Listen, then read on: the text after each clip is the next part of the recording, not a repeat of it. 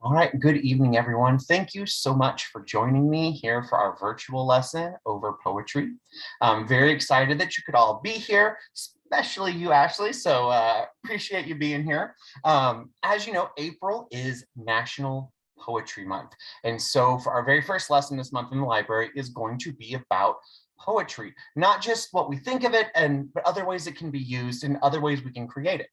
On that note, I just have a quick question for the class. In your own words, what is poetry? If you had to describe it, what would it be?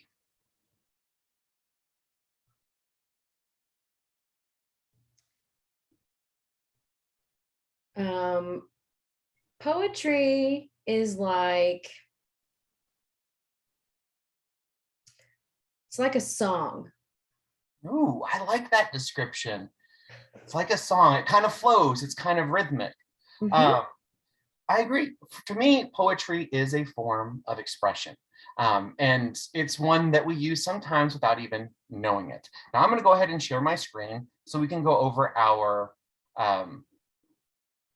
over our objectives for today. Um, they are all based on poetry, as I kind of tip the hat for this lesson. Today, the two big things we're going to be doing. First, we're going to be practicing using poetry as a means of expression, like we talked about, by creating our very own examples of something called book spine found poetry. And we'll talk more about that here in just a minute, to reflect different themes. You're also going to have the opportunity to perform your poems in an impromptu Mr. Wolf Library style poetry slam. And we'll even show you how to do that successfully. We'll refer back to these as we go out through our lesson, but this is what we're going to be working on today. Using poetry as a means of expression, seeing different ways to use it, and then actually performing it as well. So I have a question for you. Do you think poetry has to rhyme? Usually when we think of poetry, we think of rhyming words. That's kind of what we're taught from an early age, but does it have to rhyme? I don't think so. Some songs that I listen to don't rhyme. Have you heard, I mean, I'm trying to think, do you know the type of poetry that doesn't rhyme? Have you heard of, there is a type of poetry that does rhyme. Do you know what it's called? You may have talked about this in your English classes. You may not yet, because again, it's early National Poetry Month. They may not have dived into it yet. No, I don't remember. Awesome. That's okay. Free verse poetry is a type of poetry that does not rhyme, but there are other types of poetry. There's acrostic poetry, there's shape poetry where you write about an object in the shape of that object. There are so many different ways that we can express ourselves. Now, you look around us in the library, we're surrounded by books, and you could define all of these books into two categories. And I'm not talking about fiction and nonfiction. I'm talking about prose and poetry. All writing is either prose or poetry. And if you've never heard the word prose before, that's okay. It's not a word I heard probably till late high school or college, but it has a really simple answer. Prose is words that are written in paragraphs. Like when we write a paper for class, we write in paragraphs. That's how we're taught to do it.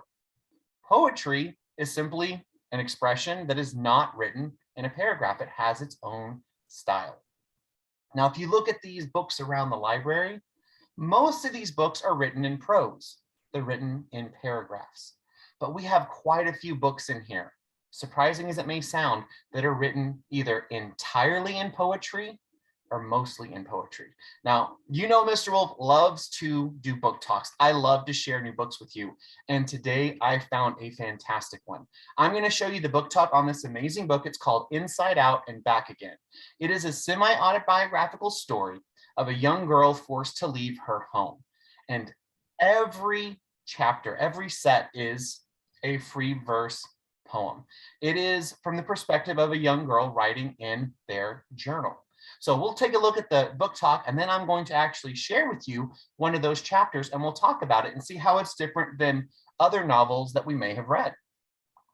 So sit back and enjoy.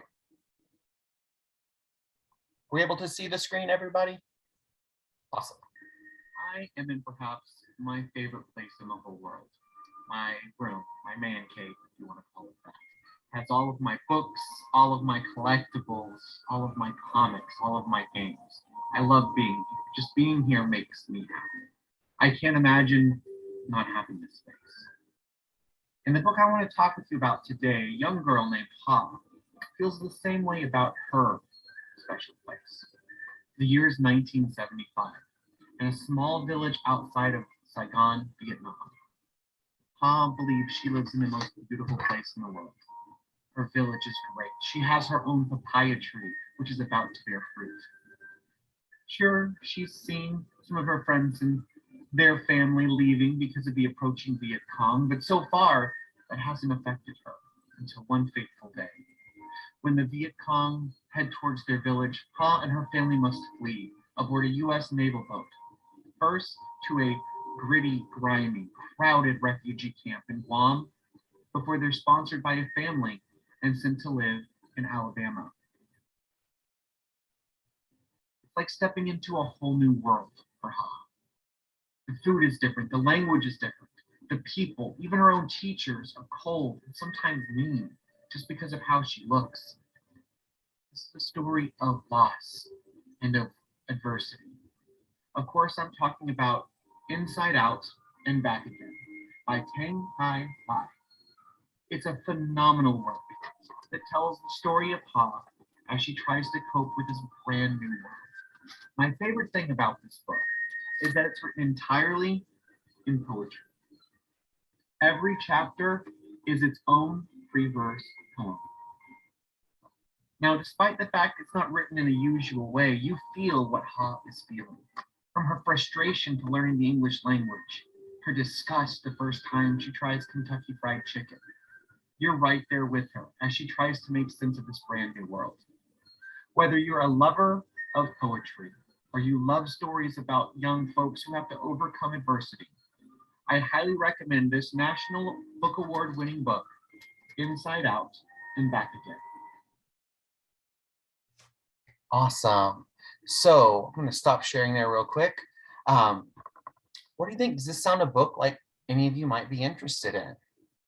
Yeah, I'd like to read it. I know it's a little bit different.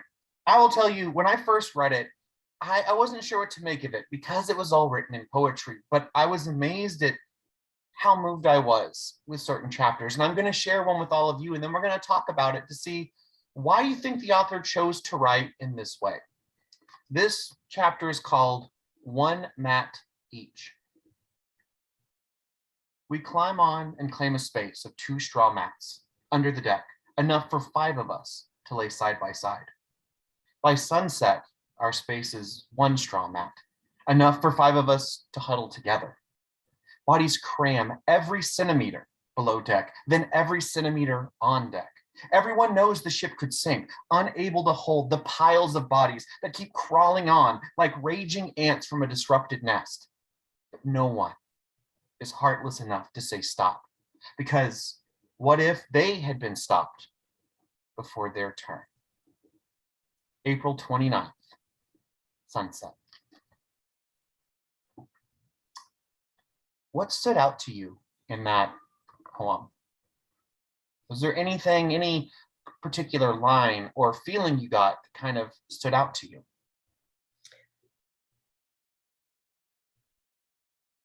I liked the line where it talked about the people crawling on the boat like disturbed ants. That was the scene that stuck out to me as well, because I could almost imagine that, because I've stepped on an ant pile, I've seen the scurrying, and so it was hard for me to imagine originally people acting in the same way, but when you hear about what they're going through, it makes a lot of sense. So I guess my question would be, why do you think that Tang Hai Lai decided to write in verse instead of in prose, in paragraphs? Maybe the story needed to be told that way. That's a good guess. I mean, the great thing about poetry, and you'll hear me say this a lot, probably multiple times today, poetry is this amazing form of expression. There's no right or wrong way to do it. When you're expressing a thought or a feeling, as long as you're able to do so, that's what matters. I think when I read it, hearing that it's in a journal, that it's a young girl doing it, I mean, perhaps she just likes poetry, but there's something, I don't know, it makes it a little bit more meaningful because it's not written in paragraphs. And even though I didn't get a long story about what the ship looked like or where it was. I got a pretty good idea of what was going on. And maybe she only had time, I think about like a long way. So that's what I love about novels in verse. And at the end of this lesson, we'll talk about more novels in verse that we have here in the library. But the reason I like showing novels in verse, new ways to think about poetry is not just writing down what you're thinking or feeling. Sometimes poetry can be created in a lot of different ways. And today we're going to create a brand new type of poetry. It's called found poetry. Now, found poetry is awesome because you don't really have to do a whole lot of writing. The writing has already been done for you. In a found poem, you look for words that have already been written by someone else, perhaps on a sign or on a book title or someplace else that you've seen before, and you arrange them in a meaningful way. Found poetry is a free verse type of poetry, so it doesn't have to rhyme. The main thing is that it fits into a theme. It's not just random words and phrases, but it fits into a theme and kind of makes sense. Now, I will say right from the start, this is a lesson. You just dive into it. The more you get into it, the more fun you're going to have and the more exciting it is. It really is a lot of fun. We're going to make this found poetry, the first found poem together. I've got a list of titles that I'm going to share in the chat. If we were in the library together, I would have them out on tables, but we're going to work here.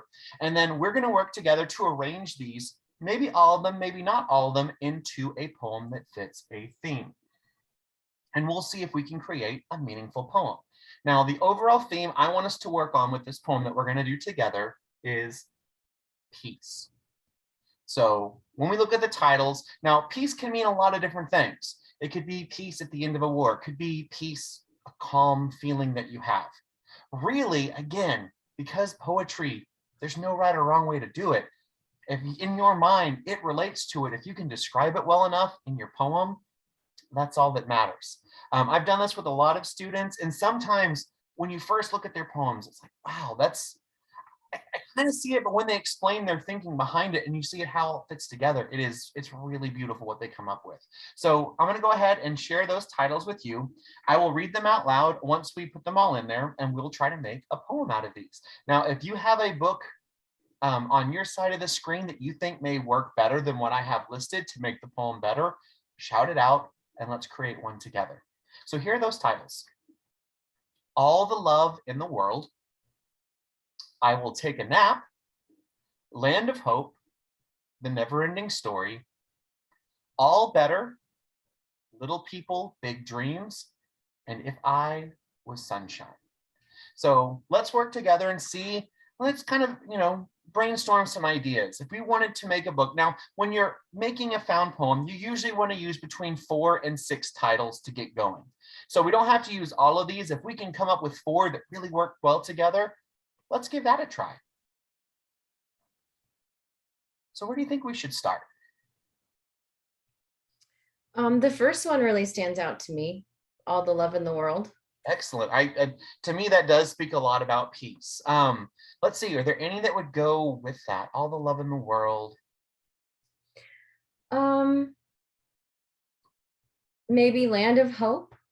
I'm thinking Land of Hope, and somehow it keeps coming to me as If I Was the Sunshine. So is there a way we can arrange those? Now this is the fun part. It's like a puzzle to fit together. Land of Hope, All the Love in the World.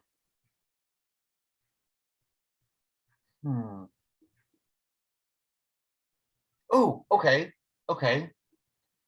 I like okay.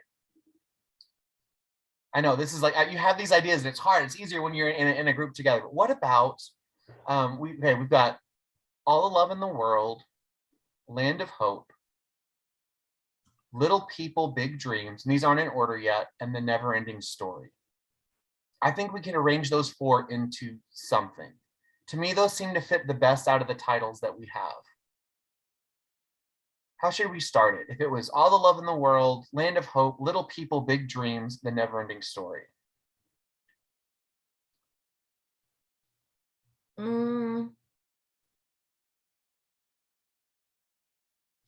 Maybe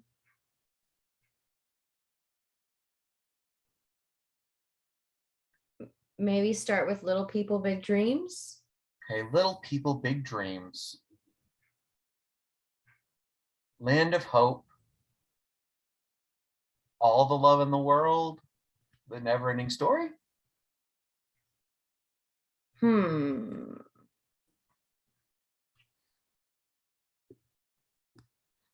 And if you have some books you think might help as well, we can look at those too. I know, it's like you get so close to one. I do think there's something there with Land of Hope, All the Love in the World. I know, okay, I do know that All the Love in the World, Land of Hope, and Little People, Big Dreams sound really good in some order together. What about Little People, Big Dreams, The Never Ending Story, All the Love in the World, Land of Hope? Ooh, I like that because I think of, in my mind, when I hear that poem, I'm thinking of almost like a map of a country somewhere, whether it's real or not. And you see all of the people and then working together, that it is a land of hope and they have big dreams and they take care of one another. I like that. Okay, let's say that one more time and I'm going to write that down. It was Little People, Big Dreams. Here, I will put it in the chat. Oh, fantastic. And just like that, we have created a found poem. Pretty simple, right? Yep. Yeah. Now, when you have larger groups, usually I do in pairs of 2 or 3, but it's great to have other ideas. It's always great to have someone to bounce ideas off of. Now, if we remember back to I'm going to share my screen again, our objectives, creating these found poems. Oh my goodness. Glad this is not in my middle school library right now. All my crazy YouTube watching. We know that creating the poem is just part of what we're going to do. We are also going to be performing it. Now, have you ever heard of a poetry slam before? I don't think so. Okay, that's perfectly all right. Poetry slams used to be really popular, and they still are in some places. A poetry slam is a place where individuals get together and they just share their poems. It's one of those, it's a place of free expression. There's no judgment, there's no criticism, there's no critiques. It's just people getting up and sharing their ideas. But now, I'm sure we've all had to give a presentation before, correct? Yes. Yeah, at some point or another. And even if you've only given one, you're not supposed to get up and talk and make sure everybody can hear you talking. So there is a way that you want to do a poetry slam. Now, I found some amazing examples of middle school students and young teenagers that are performing their poetry at poetry slams. And we're going to take a look at a couple of examples. We'll see how many we get depending on time. I don't want to do, I mean, these are amazing, amazing poets, and we could listen to them all day. But I want you to listen to how they're speaking, watch their movements and their expression to see if it's a little bit different than how maybe you present. All right, our first one is a young woman named Maya Mayer, and she is reading a poem called I Want to Be. Can we see the screen again? Just want to double check. Awesome. I will carefully trace the lines of every crease on every bind of every book. I'm so sorry. I had it set up for watching it earlier. I apologize. That is what happens when run beforehand. I appreciate all of your patience. Here we go. So yeah, so I'm gonna perform a poem tonight. This is called I Want to Be.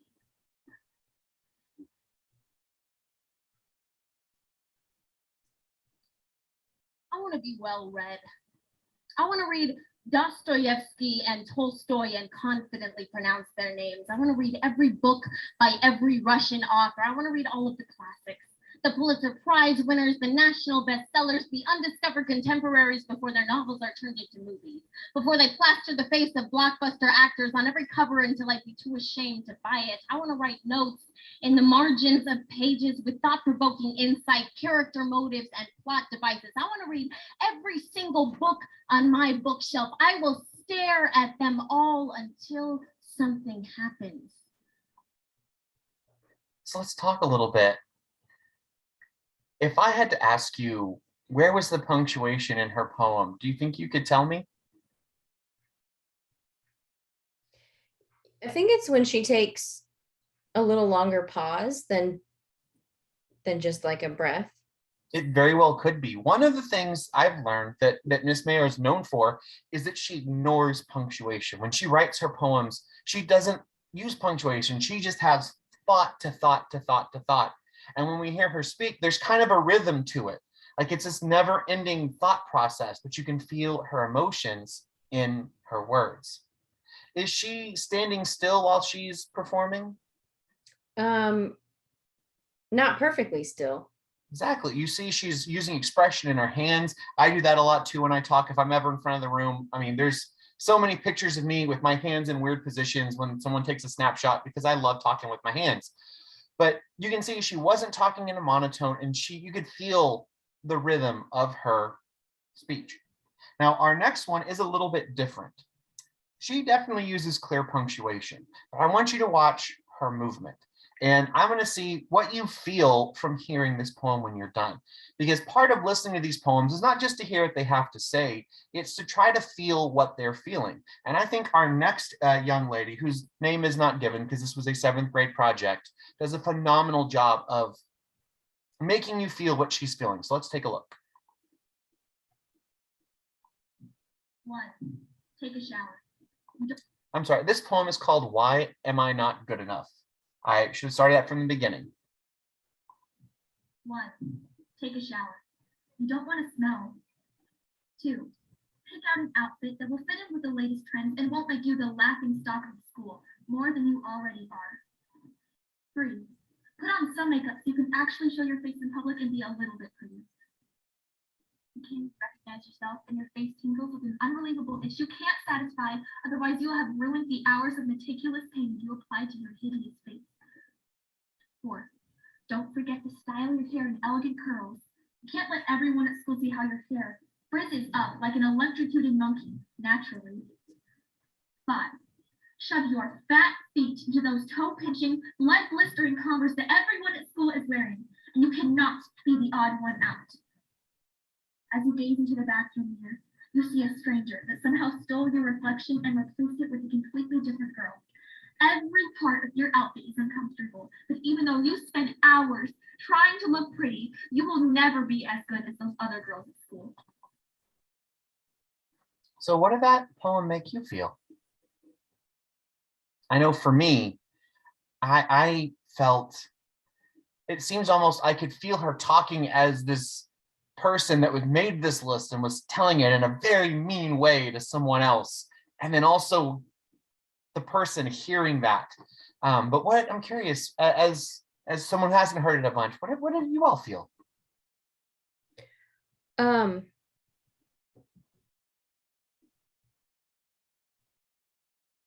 I felt like I understood what she was saying. Like I have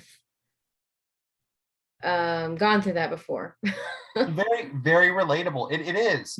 And 7th grade student, younger than some of you in this class right now, so eloquently put these words together. And again, not a static person. She's moving back and forth, talking with her hands. Her expression changes. So she's trying to bring you all into what she is feeling. I think she did a fantastic job. We're going to quickly look at one more because she does a phenomenal job again of everything that we've talked about, of being expressive in tone, being expressive in movement and visuals, and also being very eloquent, being able to speak in a way that everyone can understand. I chose this one though, one, because she was an award winner. This next person, Aya, she won the 2019 Poetry Slam, Teen Poetry Slam.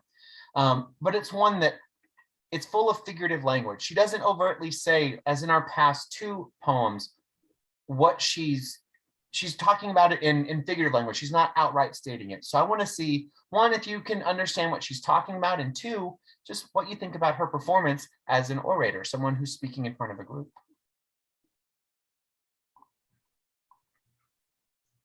Societal sculptures fade away like water paint on a lean canvas. The mixture of colors makes me anxious, but I swear, I know what pure grace is. We live in a world where the mindset is money. You kill bees, but ask for honey now. Why would you kill what has the power to create and sustain? I notice we love to complain about pain, but no one mentions the thrill in the gain. The belly of the beast is no stranger to scars.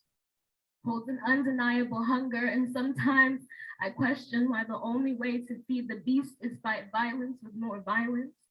Enticing fire to seek prey and annihilate, cause chaos, but expect silence. Force compliance, half these people ain't never felt the purest ray of sunshine. A natural remedy for the blues, making poetry exist from soil. Showing me a glimpse every morning, nothing but green, animals roaming free, our air is clean. We don't fear the spirited flames of fire. We learn how to move with the grace of water, maybe start swimming a little stronger. There's no need to tread the surface. Now, this is one I could honestly let play all the way. It's, to me, almost hypnotic hearing her talk. But I have just your thoughts. What do you think Aya is talking about in this poem? Even if you just know bits and pieces, because for me, I've heard it multiple times and I'm still breaking it down almost line by line. But is there anything that stood out to all of you?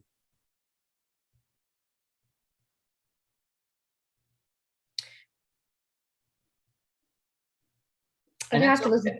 Oh, go I'd ahead. have to Sorry. listen to it again, I think. Well, one line that stood out for me is at the very beginning, and this is the one that I found. I'm going to see if I can find it again. Honey now, that is money. It's the one about the bees. I want you to listen to that again and see if we can figure out what you think she might be talking about there. You kill bees, but ask for honey now. Why would that you kill bees, but then ask for honey? What do you think she might be talking about there? Or just the idea she's trying to get past or put out there? Poetry is hard sometimes to interpret, and that's okay. And we can all think of it a little bit differently. And if you don't have something, that's perfectly okay. But I just want to see, because I love hearing different perspectives. Well, I know that bees help pollinate the plants, so maybe they're talking about climate change. I think that's a really good interpretation. I think that's, I mean, it's very well could be. It fits what she's talking about. And I think it comes up with the overall, if I listen to it again, to me, I always think about how we sometimes do things that don't make a lot of sense. We do things that may hurt us in the long run because we think it helps us in the short term, if that makes sense. That's kind of in my head when I hear that line. But again, we're both right, because that's what poetry is. Poetry is expression and interpretation. And that's one of the cool things about it. And you can tell I love poetry. It's a lot of fun to do. And I can't wait for us to get started on our own poems. But first, I'm going to practice using our poem that we created together to see if I can't use some expression, things that we have seen, to try to get you in the mood for the poetry slam and your eventual performances. So I'm going to do the one we created together, and I'm going to try to give my own version of a poetry slam right here. Little people, big dreams. The never-ending story. All the love in the world. Land of hope. It's as simple as that. Trying to give a little bit of expression, not flat, not monotone, emphasizing certain words as we saw in Aya's poetry. But when we get there, just do what feels comfortable.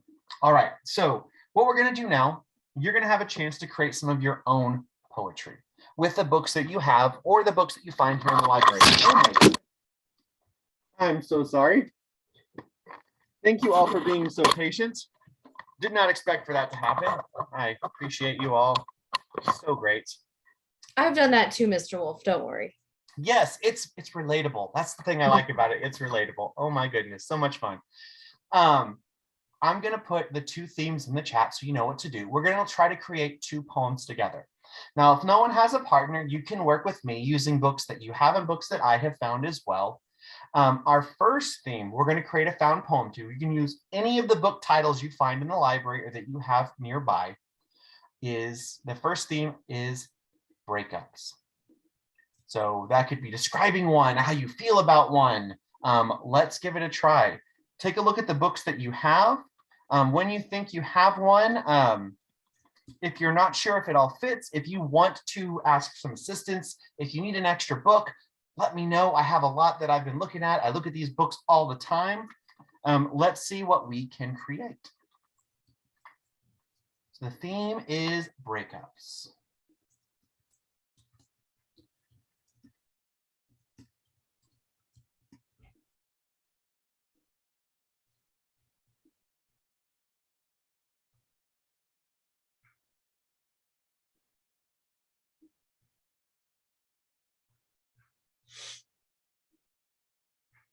Now, usually, may take a while to get the ideas flowing, and that's okay. So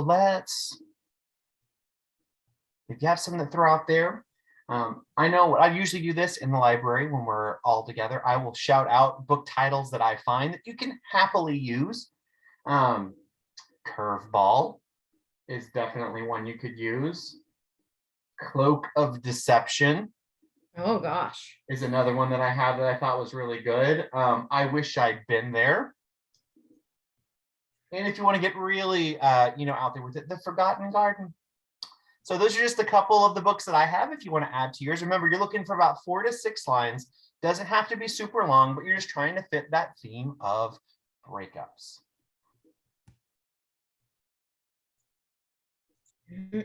Ooh, The Choice. That's another good one.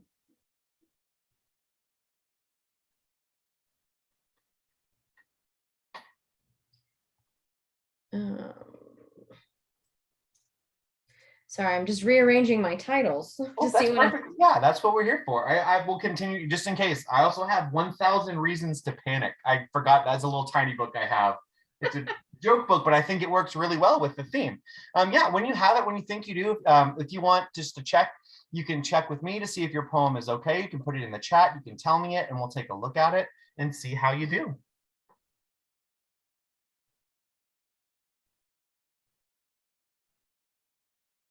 It's always hard to decide if I want to start with a title or end with it. The title I have is Anger is a Gift. Ooh. See, for me, I think it works both. I think this one, if it's with breakups, I think it might be a good closer. Okay. Because in my mind, after breakup, you might be angry, but that's an okay thing. So that's what I'm thinking in my head. That's a good one. Ooh, Anger is a Gift. That will work with a lot of mine here too. Say Her Name, Blue. And one of my personal favorites, The Missing Piece. Yes.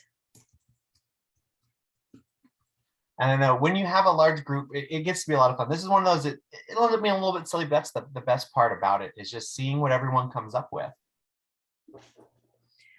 I might have one. All right. You can type it or just share it out. Let's hear it. Well, I'll do both. I don't know if I'm ready for the poetry slam portion, but No worries. We'll have time to add and adjust afterwards as well. so The Lost Dreamer, Defy the Night, We Hunt the Flame, An Ember in the Ashes, Anger is a Gift. Lost Dreamer, Defy the Night, Hunt the Flame. Anger is a Gift. I think that's I pretty also good. had The Cloak of Deception first, and I wasn't sure. Cloak of Deception, Defy the Night, We Hunt the Flame, An Ember in the Ashes, Anger is a Gift. See, I think both is good. And I'm trying to think, and let me see if this, because I will see if this sounds a little bit stronger. If we took out Defy the Night, Okay. The Lost Dreamer, We Hunt the Flame, Ember in the Ashes, Anger is a Gift. Now, I'm not saying this. Okay, let's see. Anger is a Gift. Okay, I might have one that might be a good closer to that as well. And it is, What Now? Question mark. Oh, it's really, those are all both really good. So I think which one speaks to you the most? Now, I think both kind of fit. They definitely fit the theme. You can tell there's some sadness there. There's obviously anger as well. We will have a chance to edit these in just a moment, but if you want, we can go ahead and move on to our next theme, which is school. So your thoughts on school, if you want to describe your school in books. I think this is a fun one. Don't worry, whatever you say here, I will not tell the administrators or teachers. So if school is not your thing, this is your poem. You express yourself. Don't worry about what other people are going to think, especially other adults. It's okay. You can feel what you feel. That's part of poetry. So don't worry about saying you don't like school. If you don't like school, you don't like school. It's okay. Hopefully you at least like the library, because we do fun lessons like this. Mr. Wolf, how long Yes. do our poems need to be? Right now, we're starting with between 4 to 6 lines. We don't want to go any longer than 15, but basically we just want a full rounded poem. Most, I think in the end, they add like a line or two here of their own words to kind of make it fit a little bit better, but they don't usually go longer than 10 or 12. Okay. Let's see, school. We've got, I used to know that. That might be a good one. What's on your plate? What now could also work for this one too. More to the story. Hopefully, I wish I'd been there is not what you're talking about with school, but it could be. The Forgotten Garden could also work here as well. But feel free to use those or any other books you have.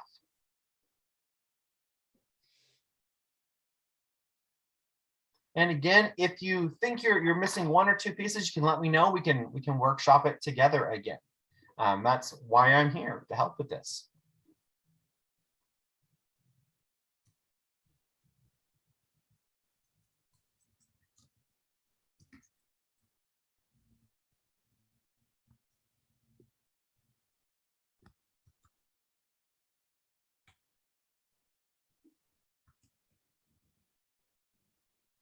I will take a nap could also work for this one.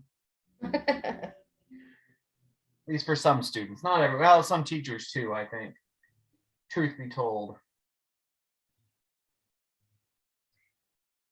So I think I might have one. It's 5 lines. Is that okay? Yeah, let's hear it. Little people, big dreams. You asked for perfect. 1,000 reasons to panic. The never-ending story, and what now? I can definitely get the mindset of a student in all 5 of those lines. That is a very strong poem to begin with. Excellent job. I was looking at mine. I had Land of Hope, Curveball, 1,000 Reasons to Panic. I used to know that. So I think school, to me, my school should be a land of hope where you get to learn new things. But we all know what school's like, even though it's been a while since I've been in school. I am still in school as a graduate student, but I know what that's like too. So very, very strong poem. Some great examples here. Now, the last thing that we're going to do, we've created our poems. We have met objective number 1. Our last thing that we're going to do in the time that we have left, I'm going to give you a few minutes to look over which poem you like the best. If you want to add a line or two of your own words, that's great with found poetry. Take what you have, pick your skeleton there and add a little bit more to it. And then you can practice under your breath, however you want, commute for a second before you perform. But then I will give you the option or opportunity. Now, if we were in the library, you would have the option to either perform it in front of the group or record it on one of our video cameras that can be posted for National Poetry Month in the library. But tonight you can just perform it right here. So go ahead and take a couple of minutes, look over whichever poem you like the best, see if you want to add a line or two to it, and then practice how you're going to perform it at our poetry slam.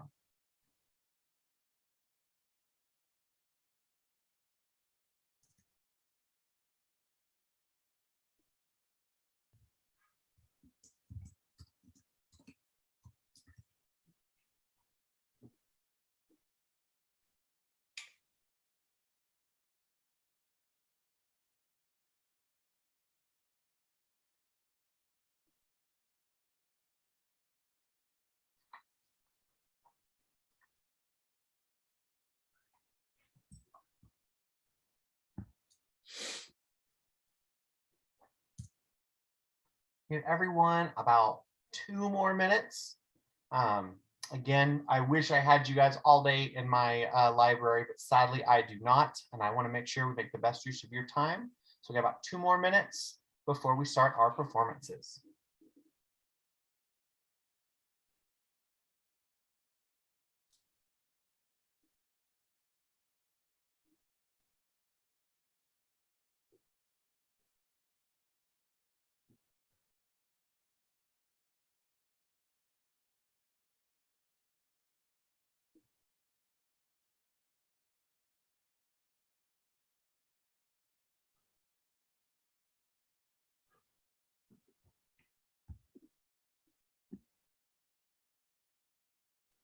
And if you like your poem as it is, perform it as it is. I'm ready. All right, Ashley, go ahead. We'll give everyone, Ashley's got the floor. You're the first poet in our poetry slam. Take it away. Little people, big dreams. You asked for perfect. 1,000 reasons to panic.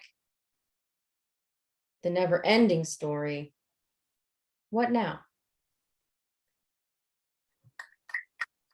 I'm giving you the poetry slam applause right there. Thank you. Fantastic job. I do think you captured the spirit of a student at school with that poem. I think everyone else here in the class could probably feel the same way.